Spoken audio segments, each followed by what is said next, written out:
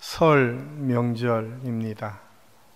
설 명절은 우리나라의 모든 사람들에게는 참 기쁨과 즐거움이 있는 기간입니다.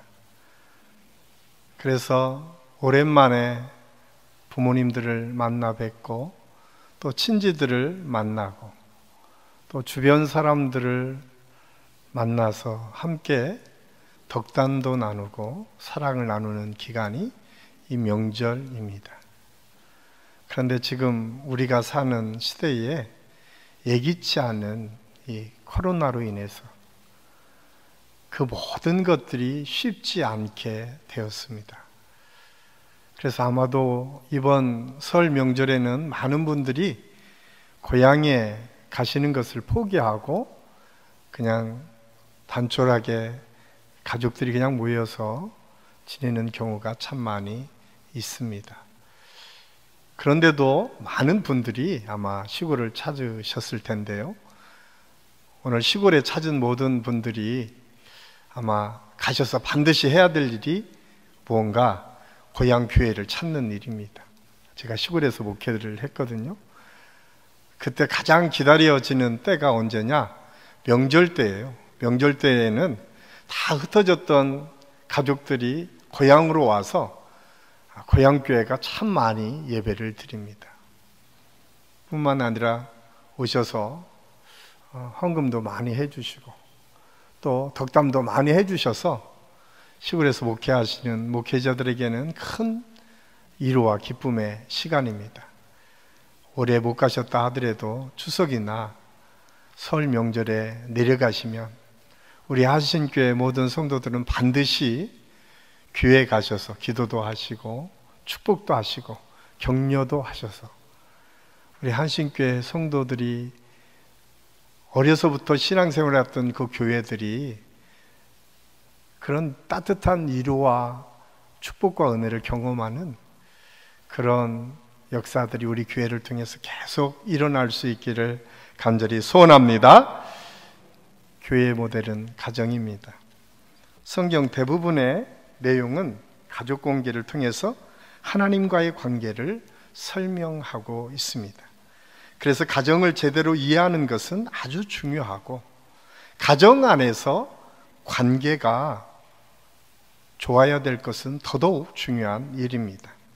왜냐하면 이 가정을 통해서 하나님께서 우리 신앙생활을 너무나 자세하게 설명하고 있기 때문에 그렇습니다. 아버지와 관계가 좋지 않은 분들에게 기도할 때마다 하나님 아버지 하면 아버지의 안 좋은 인상이 남아있다면 어떻겠습니까? 여기에 계신 아버지들이요, 지금까지 여러분은 여러분 자녀들에게 어떤 아버지로 비춰졌을까요? 앞으로 어린 아이들을 양육하고 있는 아버지들 꼭 기억하십시오. 힘들고 어려울 때 가장 먼저 떠오르는 것이 아버지가 되었으면 좋겠습니다.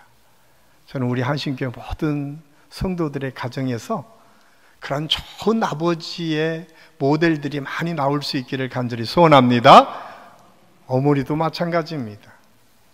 엄마 하면 우리나라에서는 아주 강한 분으로 인정되어지고 그 강한 어머니 밑에서 자란 아이들, 그러나 그 어머니의 강함 속에 따뜻한 어머니의 사랑들을 참 많이 느끼며 사는 것이 우리 인생인 것 같습니다.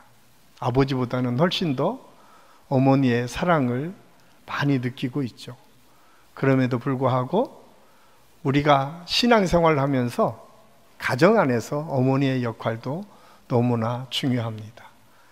좋은 어머니로 기억되어지고, 그래서 신부 대신 우리 예수 그리스도가 신랑이라고 말씀하고 있는데, 우리 믿음의 사람들이 그렇게 아름다운 신앙의 관계들을 형성함으로 인해서 정말 하나님의 큰 축복이 무엇인지를 우리 자녀 세대가 가정 안에서부터 잘 느끼고 양육되어지는 그런 아름다운 역사가 있을 수 있기를 간절히 소원합니다.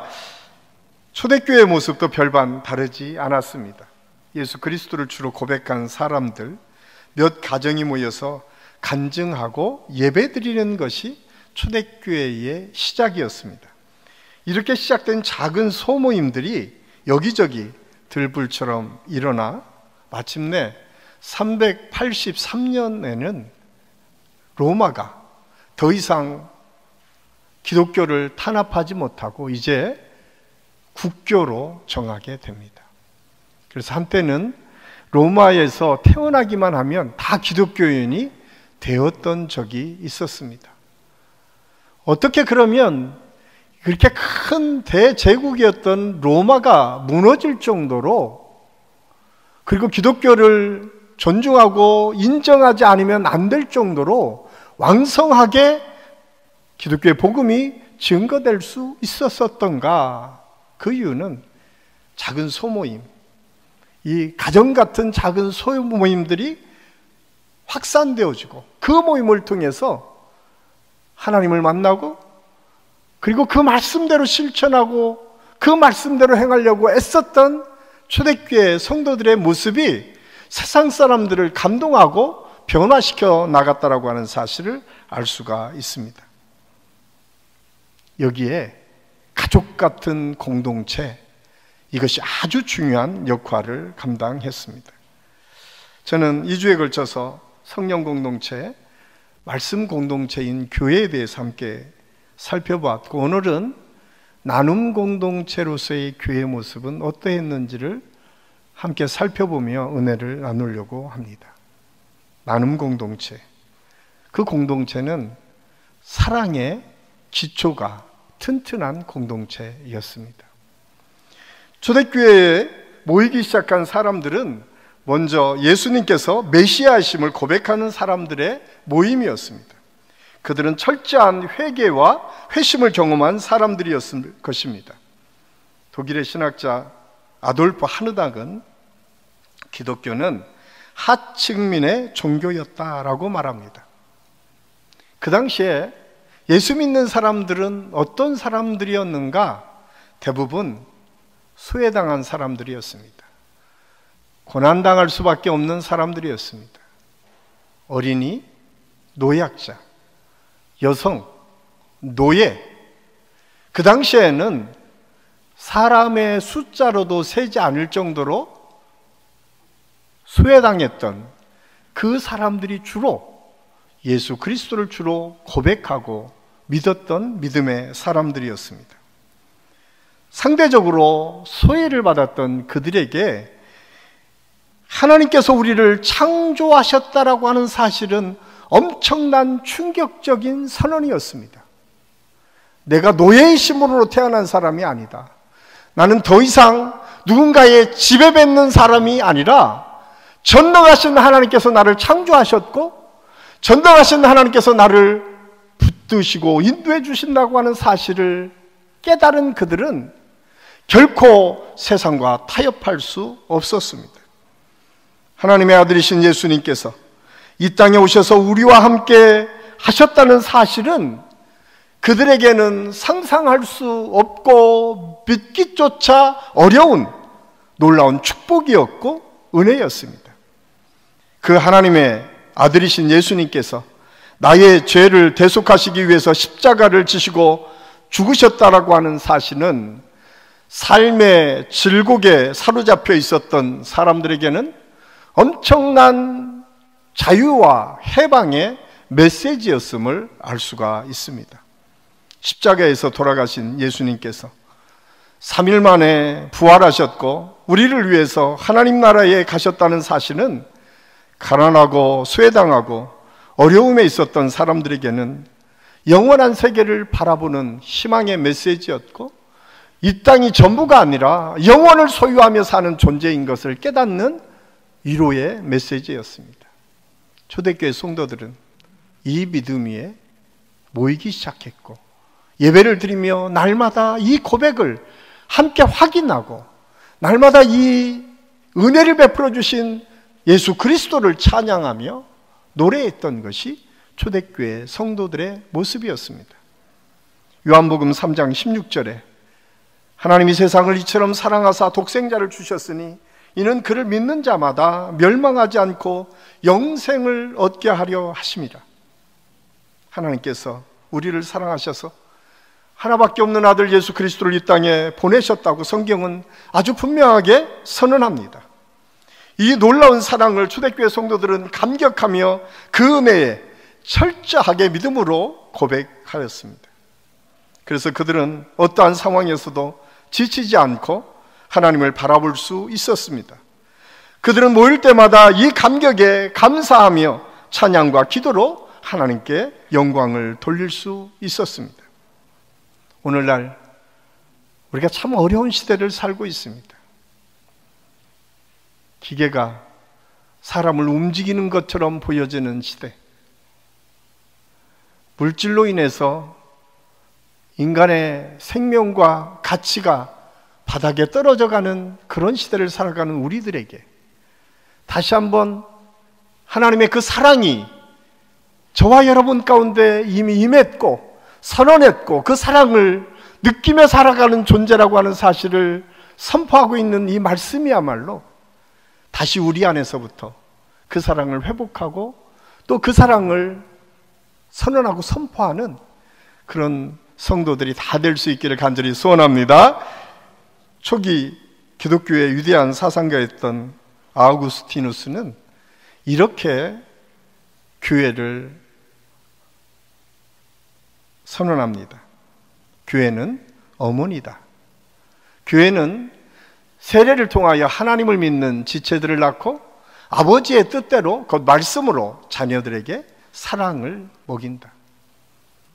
교회는 어머니처럼 믿음의 지체들을 있게 하고 아버지의 사랑, 그 사랑으로 우리를 먹여서 양육시켜 준다라고 하는 사실을 우리에게 말씀해 주고 있습니다. 우리는 이 사랑을 지금 먹고 살고 있습니다. 여러분, 그 은혜가 저와 여러분에게 늘 확인되고 있을 수 있기를 간절히 소원합니다. 우리는 그래서 사랑을 먹고 사는 사람들입니다. 뿐만 아니라 이 사랑을 먹는 것을 이사야 선지자는 한 발 더 나아가 이렇게 우리에게 표현하고 있습니다. 이사야 49장 15절 우리 같이 읽겠습니다. 여인이 어찌 그 젖먹는 자식을 잊겠으며 자기 태어난 난 아들을 긍휼히 여기지 않겠느냐. 그들은 혹시 잊을지라도 나는 너를 잊지 아니할 것이라. 아멘. 이사야 선지자는 인간의 본선적 사랑에 대해서 우리에게 말하고 있습니다. 어머니의 사랑은 어머니가 사랑하고 싶어서 사랑하는 것이 아니라 그냥 저절로 사랑이 나온다는 거예요. 그것이 인간의 본성이라는 거예요. 그래서 예수 믿는 사람들은 여러분이 교회에 들어온 순간 저절로 사랑이 우리한테 나와야 된다는 거예요. 그리고 이미 그 사랑을 우리는 받았다고 선언하고 있습니다. 그런데 이사야 선지자는 여기에서 멈추지 않습니다. 혹시 그 어머니가 그 젖먹이는 자식을 잊을지라도 그러나 나는 결코 너희를 잊지 않겠다. 여러분, 하나님의 사랑은 그런 사랑입니다. 육신의 부모는 혹시 그 젖먹는 자식을 잊을지 몰라도 우리의 하나님은 결코 우리를 잊지 않으시고 기억하고 함께 하시고 우리를 붙들어 주시고 인도해 주신다라고 하는 이 놀라운 사실을 성경은 우리에게 말씀해 주고 있습니다. 여러분, 혹시 여러분이 지금 사시는 동안에 삶이 지치고 어려운 순간을 맞이하고 있습니까? 하나님이 어디 계신지, 도대체 하나님께서 살아계시다면 왜 내게 이런 어려움을 주시는지 안타까운 마음을 가지고 살아계시는 혹시 성도님들이 계시다면 오늘 이 말씀을 통해서 다시 한번 위로받는 은혜의 시간이 될 수 있기를 간절히 소원합니다. 육신의 부모는 혹시 잊을지라도 나는 결단코 너희를 잊은 적이 없다고 말씀하시고 지금은 때가 하늘에서 그 어려움 속에 너희들을 버려두는 것처럼 보여지지만 그렇지 않다. 내가 지금도 너와 함께 있다라고 오늘 성경은 아주 분명하게 선언하고 우리에게 증거해주고 있습니다. 초대교회는 이런 사랑에 감동받은 믿음의 사람들의 모임이었습니다. 저는 우리 한신교회가 모일 때마다 이 사랑을 느끼고 이 사랑 때문에 서로를 위하고 격려하고 위로하고 하나님의 은혜를 함께 나누는 아름다운 공동체로 계속 성장해 갈 수 있기를 간절히 소원합니다. 두 번째로 나눈 공동체에 물질을 나누는 공동체였다. 나눔 공동체, 물질을 나눴다라고 성경은 기록하고 있습니다. 오늘 본문 44절 45절은 이렇게 우리에게 선언합니다. 믿는 사람이 다 함께 있어 모든 물건을 서로 통용하고 또 재산과 소유를 팔아 각 사람의 필요를 따라 나눠주고. 성경이 전하는 초대교회의 모습입니다. 자기들의 재산을 다 내어놓고 필요를 따라 나눠주었던 것이 초대교회였습니다. 이러한 초대교회의 나눔 행동은 모든 물질이 하나님의 것이라고 하는 고백에서부터 출발합니다. 사도행전 5장을 보면 우리가 잘 아는 물질 때문에 비극적인 죽음을 맞이했던 아나니아와 사피라의 이야기가 나옵니다. 그 바로 앞에 사도행전 4장 33절 37절을 보면 초대교회에 많은 성도들이 있는데 그 성도들이 핍절하지 않았다, 먹을 것이 없어 굶지 않았다라고 하는 사실이에요. 왜냐하면 많은 믿음의 사람들이 자기 것을 내어놓았기 때문에 밭을 팔아서 내어놓는 역사들을 경험했다는 거예요. 바로 이어서 우리가 잘 아는 바나바라고 하는 믿음의 사람, 그 사람이 자기 밭을 살아서 사도들 앞에 내어놓고 나누었습니다. 이것을 본 아나니아와 삽비라가 아마 도전을 받고 은혜를 받았던 것 같아요. 그런데 문제는 밭을 팔아서 그것을 온전히 하나님께 드리기 전에 마음에 시험이 왔어요. 인색함이 왔어요. 그래서 그것을 감추다가 베드로 사도에게 지적을 받습니다. 베드로 사도가 사도행전 5장 4절에 이렇게 말합니다. 땅이 그대로 있을 때에는 내 땅이 아니며 판 후에도 내 임의로 할 수 없더냐. 어찌하여 이 일을 내 마음에 두었느냐. 사람에게 거짓말하는 것이 아니요 하나님께 속인 것이다 라고 얘기합니다. 참 헌금하는 것은 쉬운 문제가 아닌 것 같습니다. 그래서 헌금의 아주 중요한 의미는 무엇인가? 두 가지입니다. 하나는 하나님 것을 돌려드리는 거예요. 많은 분들이 10의 1조 하니까 내가 열흘 중에 하나를 드린다라고 생각을 하는데 그게 아니라 10개를 다 받았는데 하나를 감사함으로 드리는 거예요. 11조 신앙은 그런 신앙입니다. 모든 것이 하나님께서 주셨습니다. 또한 헌금하는 중요한 이유는 감사를 내 안에 두기 때문에 그렇습니다. 빈손 들고 왔잖아요. 여러분이 가지고 있는 것 이렇게 가지고 태어나신 분이 누가 있겠어요? 다 하나님께서 주신 것이죠. 그 은혜에 감사하는 것, 그것이 헌금으로 나타난 겁니다.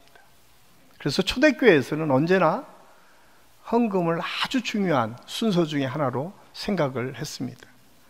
뿐만 아니라 이 신앙은 구약의 전통에서도 충분히 찾을 수 있습니다. 시편 112편 9절 말씀에 보면 자기 재물을 흩어 빈궁한 자에게 주었으니 그 의가 영원히 있고 그 뿔이 영화로이 들리리로다. 잠언 11장 24절에 보면 흩어 구제하여도 더욱 구하게 되는 일이 있나니 과도히 아껴도 가난하게 될 뿐이니라. 오히려 구제하고 나누는 것이 부하게 되는 비결이고 과도히 아끼다가 가난하게 된다는 것도 경고를 동시에 하고 있습니다. 잠언 11장 25절에 보면 구제를 좋아하는 자는 풍족하여질 것이요 남을 윤택하게 하는 자는 윤택하여지리라. 구제를 좋아하는 자는 풍족하게 하나님의 풍성한 은혜를 누리게 될 것이다 라고 말씀하고 있습니다. 저는 우리 한신교회 모든 성도들이 힘들고 어려운 일들을 돌아보고 이렇게 나누는 일들을 여러분의 삶 속에서 늘 행할 수 있기를 예수님의 이름으로 간절히 축원합니다. 유대인들은 지금도 이러한 전통을 이어가고 있습니다. 유대인들은 지금도 밥상머리 교육에서 이 세상을 살아가는 동안 우리가 어떻게 살아가는 것이 행복하고 어떻게 살아가는 것이 큰 축복의 길인가를 가르치고 있습니다. 그 중에 반드시 들어가는 것이 바로 쯔다까라고 하는 것입니다. 쯔다까는 기부하는 문화입니다. 후원하는 거예요. 먼저 밥상머리 교육을 하기 위해서 먼저 아버지가, 어머니가, 부모님이 축복 기도를 해줍니다. 그리고 말씀을 함께 나눕니다. 그리고 나서 행해지는 것이 무엇인가? 쯔다까예요. 그것은 후원 통장 같은 건데 깡통으로 된 후원을 이 딸랑딸랑거리면서 가장 어린 아이가 그걸 흔들면서 이렇게 외칩니다. 세계에 있는 사람들을 먹여 살립시다. 가난하고 소외된 사람들을 돌아보며 그들에게 구제하며 삽시다. 여러분, 가장 어린 아이가 어려서부터 그 깡통을 흔들면서 어떤 생각을 했을까요? 내 존재는 그냥 살아가는 존재, 나 하나 잘 먹고 잘 사는 그런 존재가 아니라 이 세상을 먹여 살리는 존재로 성장해야 되는구나. 힘들고 어려운 사람을 매 순간 돌아보며 그들에게 뭔가 나눠야 되는 것이 내 사명이고 의무구나 라고 하는 사실을 그들은 어려서부터 그렇게 쉽게 훈련되어졌음을 알 수가 있습니다.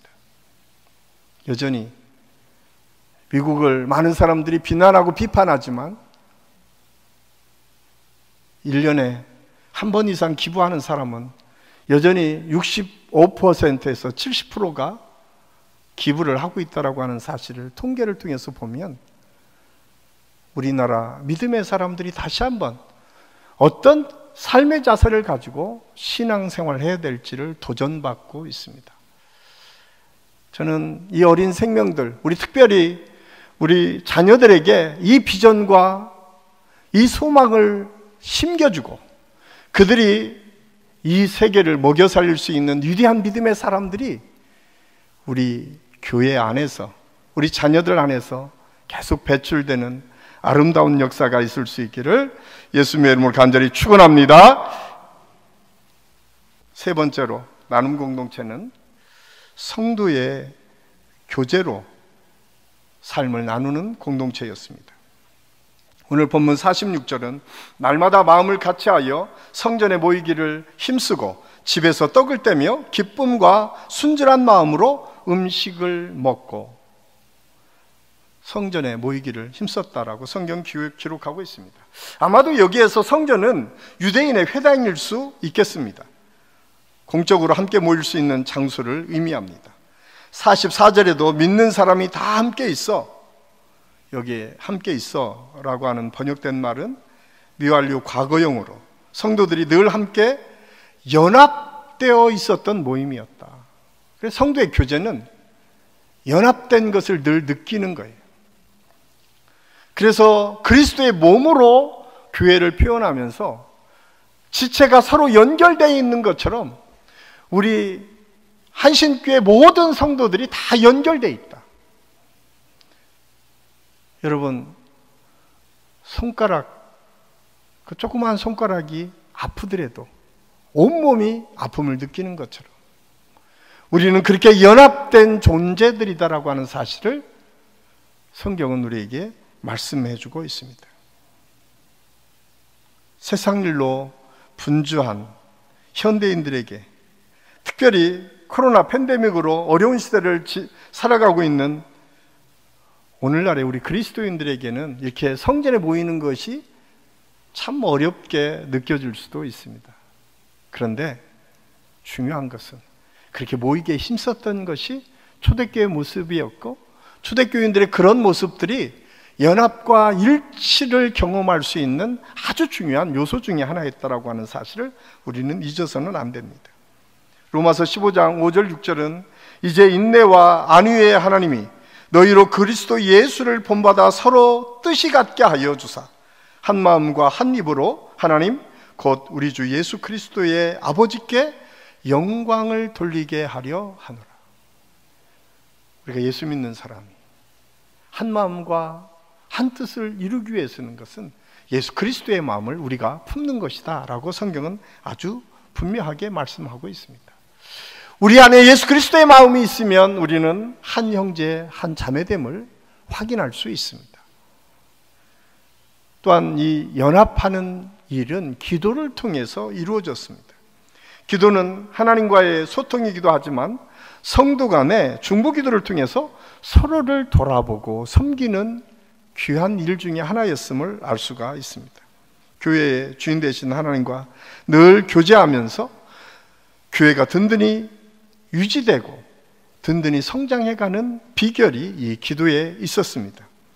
하나님과의 지속적인 교제가 있어야 하나님의 뜻대로 교회에 나아갈 방향을 알게 되고 하나님이 주시는 성령의 권능의 은혜 속에서 사단과 싸워서 이길 수 있었습니다. 그래서 사도 바울은 에베소 6장 18절에서 이렇게 우리에게 말씀해 주고 있습니다. 우리 같이 한번 읽겠습니다. 모든 기도와 간구로 하되 무시로 성령 안에서 기도하고 이를 위하여 깨어 구하기를 항상 힘쓰며 여러 성도를 위하여 구하고. 여러분, 여러 성도를 위해서 여러분은 얼마나 기도하고 계십니까?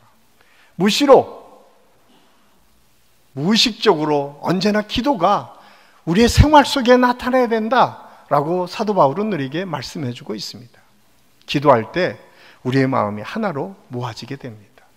여러분 가정에서도 함께 기도할 때에 여러분의 가정이 하나로 모아질 수 있습니다. 저는 우리 안심교회가 이런 기도가 회복되고 살아나는 역사가 있을 수 있기를 간절히 소원합니다. 마지막으로 나눈 공동체는 칭찬받음으로 성장하는 공동체였습니다. 오늘 본문 47절은 하나님을 찬미하며 또 온 백성에게 칭송을 받으니 주께서 구원받는 사람을 날마다 더하게 하시니라.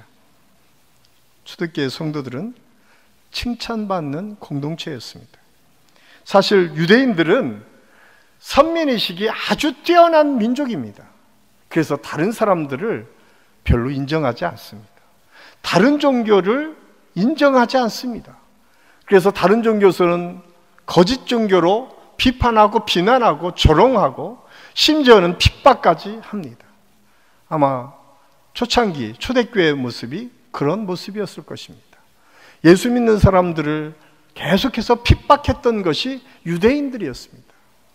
그런데 오늘 성경은 그 유대인들에게조차 인정받고 칭찬받는 초대교회의 모습이 있었다라고 성경이 기록하고 있습니다.